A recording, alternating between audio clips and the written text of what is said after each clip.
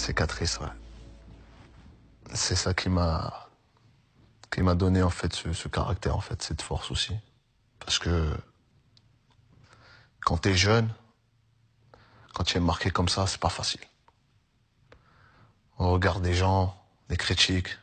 Moi, je te le dis, hein, ma famille s'est beaucoup battue hein, pour ça. C'est-à-dire? Bah, les critiques des gens. Qu'est-ce que tu entendais? Bah, regarde la face qu'il a.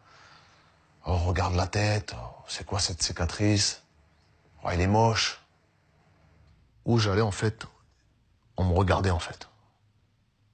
Pas parce que j'étais beau, pas parce que je m'appelais Franck, pas parce que je joue bien au football, parce que j'avais une cicatrice, en fait. Et ça, c'était difficile. Après, quand t'es dans le quartier, c'était encore différent, parce que tout le monde se connaît, tout le monde, voilà. Mais après, quand t'allais à l'école, tu rencontrais des autres personnes, des parents, ils te regardent et ils sont en train de parler entre eux. Oh, regarde. Tu sens, en fait. Tu sens. T'avais l'impression que t'étais quoi, ça rigole, en fait. une bête de foire? Ouais, tu dis, en fait, j'ai quoi, en fait? C'est comment, en fait? Ribéry. Que dire de ce grand monsieur? Une légende, un monument du football français. À l'instar de Zidane, Platini, Benzema, etc., un joueur qui aura marqué une génération entière. Entre crochet, double contact, rapidité d'exécution, Ribéry était sans aucun doute un des meilleurs joueurs de sa génération. Cependant, dans son propre pays, les choses ne se sont pas super bien passées. Entre scandales extrasportifs, blessures, manque de reconnaissance, on doit se poser une question. Pourquoi le parcours de Ribéry est inspirant et pourquoi on doit se rappeler de lui en France? C'est ce que nous allons déterminer dans cette vidéo. C'est parti.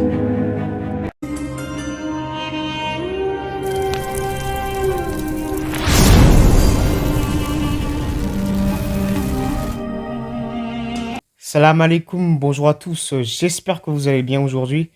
Aujourd'hui, je fais une vidéo sur un joueur qui est, à mon goût, trop souvent oublié en France. Je dois lui rendre hommage et donc, si vous l'aimez, likez, commentez, partagez. Ça aidera toujours la chaîne en termes de visibilité. Maintenant que j'ai tout clarifié, on peut commencer. Let's go!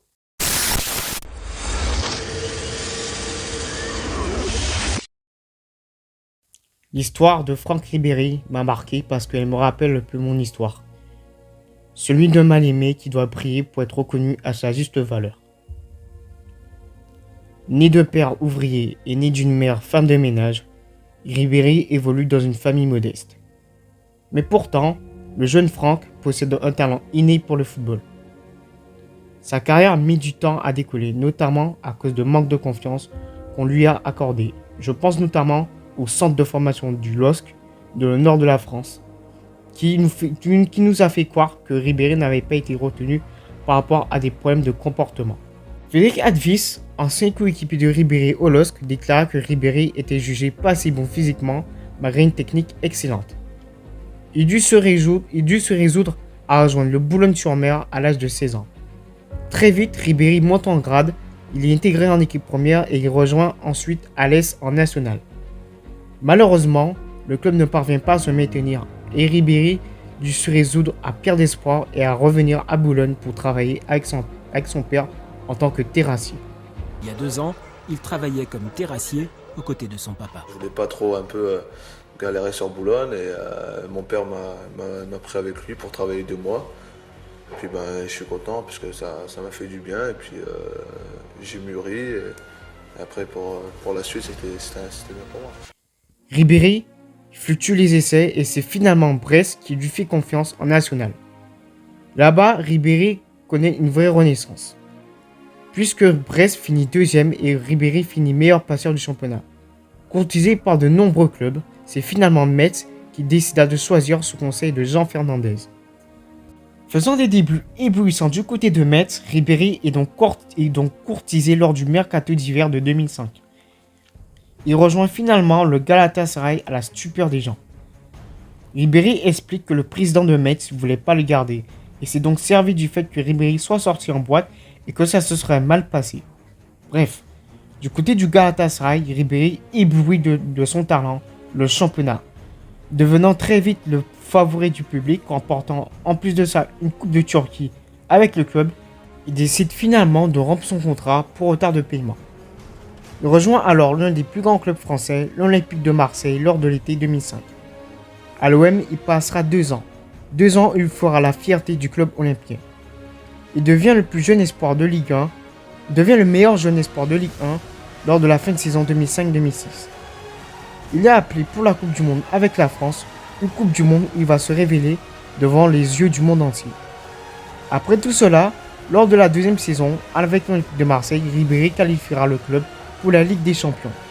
Il rejoint finalement en 2007 le grand Bayern de Munich. Et bien sûr, l'histoire, on la connaît.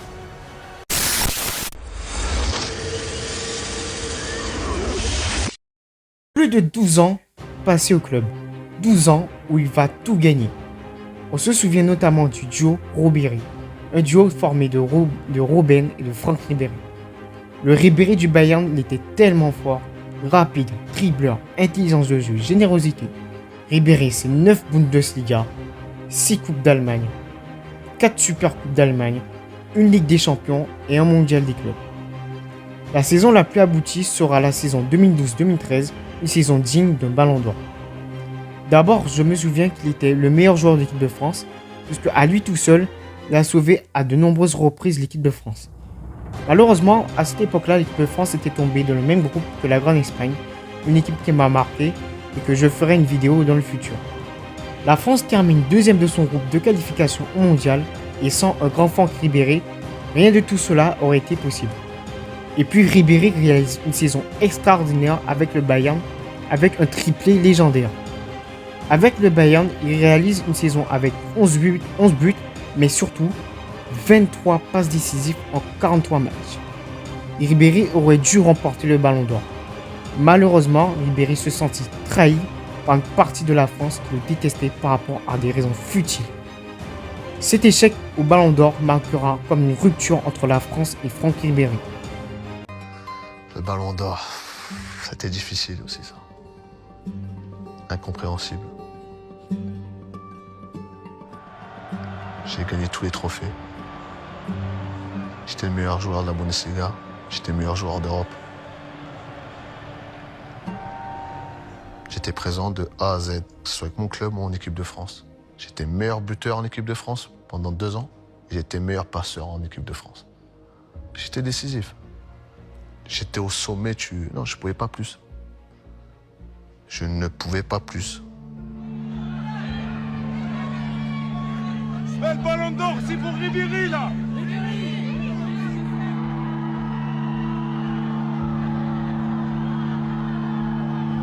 Cristiano Ronaldo. Pour moi, c'est comme si c'était un vol, ça. C'est comme si c'était un vol. Une injustice. Ouais. Est-ce que tu penses que peut-être que c'est lié, peut-être au mal-aimé Ribéry?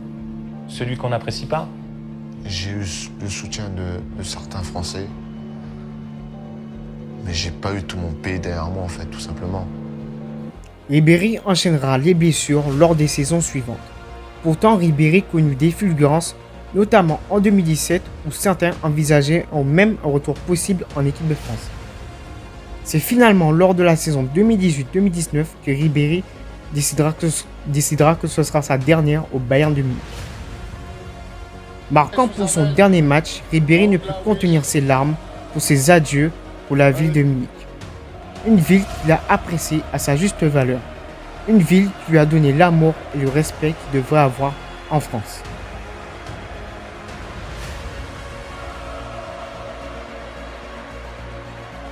Dankeschön. Die Familie Ribéry, sie lieben euch.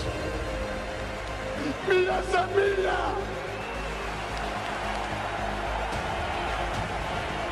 Ribéry rejoint finalement la Fiorentina où il prouve qu'il n'est pas complètement cramé.